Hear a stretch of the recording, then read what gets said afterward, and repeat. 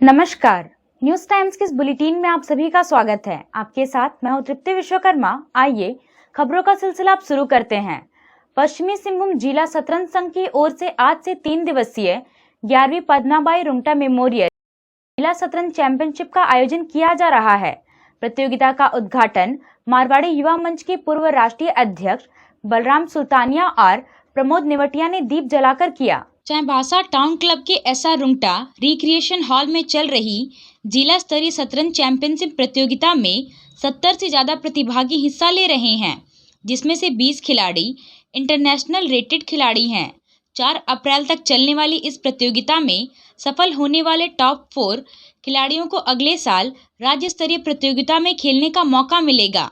प्रतियोगिता के विजेता को 5,000 रुपये नगद और ट्रॉफी दी जाएगी। इसके अलावा शेष 15 खिलाड़ियों को नगद पुरस्कार दिया जाएगा। उद्घाटन समारोह को संबोधित करते हुए मारवाड़ी युवा मंच के पूर्व राष्ट्रीय अध्यक्ष बलराम सुल्तानिया ने कहा कि खेल में भाग लेना महत्वपूर्ण है, ना कि हार जीत। जो इस बार नहीं जीत पाएंगे वह हो सकता है अगली बार जीत जाएं, इसलिए एकाग्रचित्त होकर निरंतर लगे रहना चाहिए।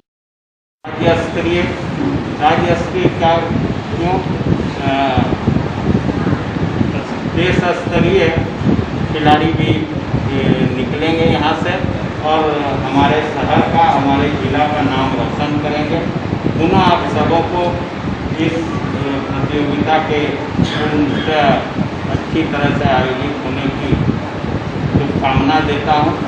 और ये जीत हार का खेल है, कोई खिलाड़ी विजेता होंगे, कुछ नहीं होंगे, लेकिन महत्वपूर्ण बात किसी भी प्रतियोगिता में भाग लेना होता है। ये मैं सब प्रतिभागियों से कहना चाहता हूँ। इस बार कोई कारण से आप नहीं भी विजेता बन पाएंगे तो अगली बार भी विजेता बनने का मार्ग प्रशस्त होने के पथ पे आप आगे बढ़ेंगे। जिला शतरंज संघ के महासचिव बसंत खंडेलवाल ने कहा कि कोविड-19 प्रोटोकॉल का पालन करते हुए इस प्रतियोगिता का आयोजन किया जा रहा है। सभी खिलाड़ियों को मास्क पहनकर खेलने को कहा गया है और यहाँ सैनिटाइजर की भी व्यवस्था की गई है। पूरे जिले से प्रतिभागी इस प्रतियोगिता में हिस्सा ले रहे हैं। आज यहाँ 11वीं पद्माबाई रुंगटा मेमोरियल जिला शतरंज प्रतियोगिता का आरंभ हो रहा है। ये प्रतियोगिता 3 दिन का है। इसमें कुल 7 राउंड खेले जाएंगे और हर match 25 minute plus 10 seconds increment में होगा। मतलब एक प्लेयर को 25 मिनट इनिशियल टाइम और हर मूव के बाद 10 सेकेंड्स इंक्रीमेंट मिलेगा।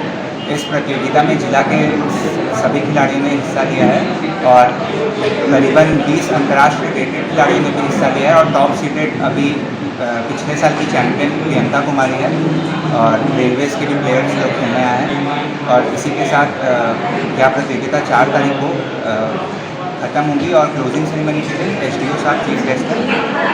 और इस प्रतियोगिता में फर्स्ट प्राइज़ के अलावा टॉप 15 को कैश प्राइजेस है। बेसिकली यह प्रतियोगिता हम लोग इसलिए कराते हैं क्योंकि इससे सिलेक्शन होता है टॉप 4 प्लेयर्स का, जो कि स्टेट चैम्पियनशिप में पश्चिमी सिंहभूम का प्रतिनिधित्व करते हैं। लेकिन इस साल स्टेट चैम्पियनशिप कुछ जल्दी हो गया था, तो ये जो प्रतियोगिता है इससे जो भी लोग सेलेक्ट होंगे वो अगले साल रिप्रेजेंट करेंगे स्टेट चैम्पियनशिप में पश्चिमी सिंहभूम। सदर अस्पताल चाईबासा में शुक्रवार को करीब 2 घंटे तक अफरा तफरी का माहौल रहा। अस्पताल पहुंचे मरीज परेशान होते रहे और प्रबंधन बेखबर रहा। Civil surgeon doctor Om Prakash Gupta के होम क्वारंटाइन होने के एक दिन बाद ही जैसे पूरे अस्पताल की व्यवस्था धाराशायी हो गई। रोज की तरह मरीज शुक्रवार की सुबह सदर अस्पताल ओपीडी में अपना इलाज कराने पहुंच रहे थे। हर रोज सुबह 9 बजे ओपीडी खुल जाता है, लेकिन आज खुला नहीं। अस्पताल के ही किसी व्यक्ति द्वारा गेट के बाहर छुट्टी होने से संबंधित स्टिकर चिपका दिया गया था, जिसके कारण ना तो मेडिकल स्टाफ वहां पहुंचे और ना ही कोई डॉक्टर। करीब 2 घंटे तक यही सिलसिला चलता रहा। मरीज बाहर इंतजार करते रहे कि शायद अब अस्पताल खुले। हालांकि इस दौरान सदर अस्पताल की इमरजेंसी सेवा सुचारू रूप से चल रही थी, लेकिन आम बीमारियों के इलाज के लिए मरीजों को ओपीडी में ही जाना पड़ता है। ओपीडी बंद होने की सूचना मिलने के बाद अस्पताल प्रबंधन की टीम हरकत में आई और आनन फानन में वहां डॉक्टरों और स्टाफ को भेजा गया। सिविल सर्जन होम क्वारंटाइन में है और ऐसे में अस्पताल की व्यवस्था भगवान भरोसे है। ऐसा क्यों हुआ और इसके पीछे कौन जिम्मेदार है, इसकी जांच जरूर होनी चाहिए।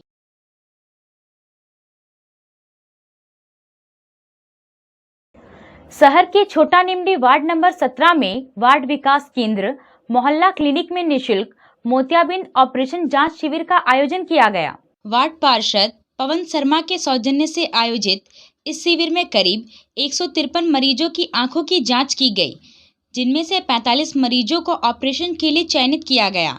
इनका ऑपरेशन संजीव नेत्रालय में शनिवार की सुबह किया जाएगा। जांच शिविर का उद्घाटन भाजपा नेता जेबी तुबिद ने किया। उन्होंने कहा कि चाईबासा शहर में पहली बार किसी वार्ड पार्षद के द्वारा मोहल्ला स्तर पर इस तरह के शिविर का आयोजन किया जा रहा है। पवन शर्मा का प्रयास ऐतिहासिक है। जेबी तुबिद ने कहा कि इस तरह के शिविर से जरूरतमंद गरीब लोगों को बड़ी राहत मिलती है। चाईबासा महिला कॉलेज परिसर में संचालित इग्नू सेंटर की ओर से जानकारी दी गई कि शैक्षणिक सत्र जनवरी 2021 में नामांकन की तिथि को 31 मार्च से बढ़ाकर 15 अप्रैल तक कर दिया गया है। विद्यार्थी सर्टिफिकेट और सेमेस्टर कार्यक्रमों को छोड़कर अन्य कार्यक्रमों में ऑनलाइन ही नामांकन ले सकते हैं। मसीही समुदाय ने गुड फ्राइडे के मौके पर संत जेवियर स्कूल मैदान में एकत्र होकर पवित्र क्रूस के साथ प्रभु यीशु को याद किया। मसीही धर्म को मानने वाले धर्मावलंबी बड़ी संख्या में एकत्र हुए और सभी ने कोरोना गाइडलाइन का पालन करते हुए प्रभु यीशु को याद किया। इस मौके पर फादर हालन बोदरा ने कहा कि समाज में शांति और कोरोना महामारी से देश को बचाने के लिए प्रार्थना किया गया। प्रभु यीशु ने मानव जाति के लिए बलिदान दिया। उन्होंने अपना बलिदान दिया ताकि धरती पर मानव जाति आपस में प्यार और सौहार्द के साथ रह सके। प्रभु ने उन लोगों को भी क्षमा किया जिन्होंने उन पर अत्याचार किए थे। पुण्य शुक्रवार के दिन विश्वव्यापी माता कलीसिया हमारे प्रभु यीशु के दुख भोग और मृत्यु का स्मरण करती है। हमारे प्रभु यीशु दुखी थे क्योंकि उन्हें प्रारंभ से ही मालूम था कि सिमोन इस्करियोती का पुत्र विश्वासघात करके उसे शास्त्रियों एवं फारसियों के हाथों सौंपेगा। प्रभु जानते थे कि लूसीफर ने यूदस के रूप में शरीर धारण किया था, फिर भी उसे अपने साथ रखना, प्यार करना और उसकी रक्षा करना मसीह का कर्तव्य था। यूदस की आशा थी कि यीशु एक शक्तिशाली अलौकिक साम्राज्य की स्थापना करेंगे और उसकी आकांक्षाएं थी कि उस राज्य में वह एक सम्मानीय अधिकारी बनेगा। उसने प्रभु को उनके 3 वर्ष के कार्यकाल में बहुत बार दुख पहुंचाया। अतः गति को जानते हुए भी यीशु आंतरिक रूप से काफी दुखी रहते थे। फादर ने कहा कि शास्त्रियों, पारसियों एवं यहूदियों की कठोरता के कारण हमारे प्रभु दुखी थे, क्योंकि शास्त्री, पारसी एवं यहूदी ने ना तो मसीह को और न ही ईश्वर के राज्य को उनकी वास्तविकता में समझा और स्वीकार किया। प्रभु के समकालीन यहूदी धर्म के नेता यीशु की लोकप्रियता के कारण द्वेष रखते थे। उन्हें अपनी कुर्सी खोने का डर था, घमंड और अधर्म से ग्रसित हो गए थे। इन लोगों ने स्वयं तो ईश्वर के राज्य में प्रवेश नहीं किया और दूसरों को भी उसमें प्रवेश करने से रोका। उन्होंने हर प्रकार से प्रभु का विरोध किया, साजिश रची, झूठे आरोप लगाए और अंत में रोमियों के हाथों क्रूस पर मरवा डाला।